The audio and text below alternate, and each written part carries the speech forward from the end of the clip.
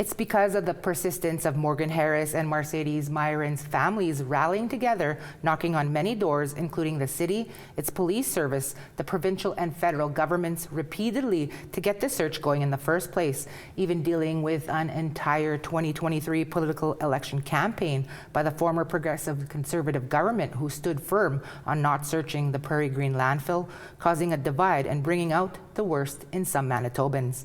Just shows how right they were to be demanding this.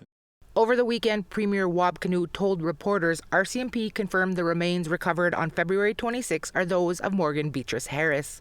However they want to remember her has been on hold and disrupted and made the subject of so much public scrutiny.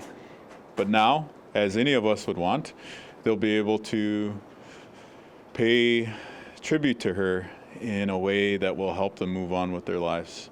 And I really, really hope and pray that we'll be able to have the Myron family in the same situation very soon. The province says a second set of remains were also recovered and have been sent for DNA testing.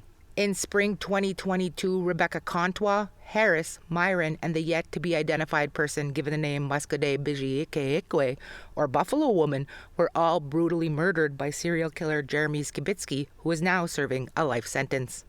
Initially, Contois' partial remains were the only ones discovered in bins behind his apartment, which eventually led to the killer admitting to the others.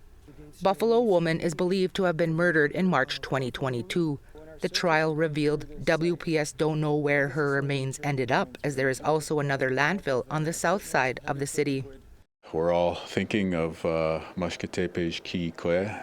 I honor her dignity and personhood, the same way that we've honored Morgan and Mercedes. And working on the search, it's very affirming process to just realize again in a very direct way awful nature of these crimes. But last fall, Morgan's cousin Melissa Robinson believed they could find someone else entirely.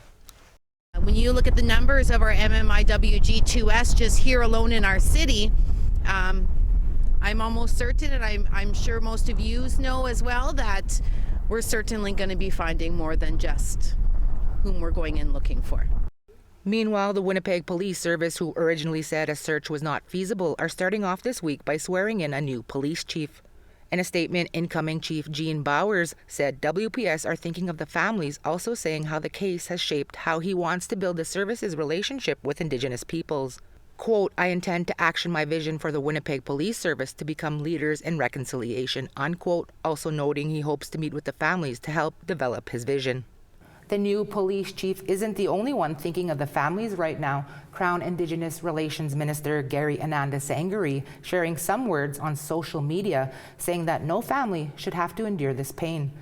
Indigenous leadership have also congratulated the families for pushing for the search and have asked to give the families space so they can now start to grieve privately.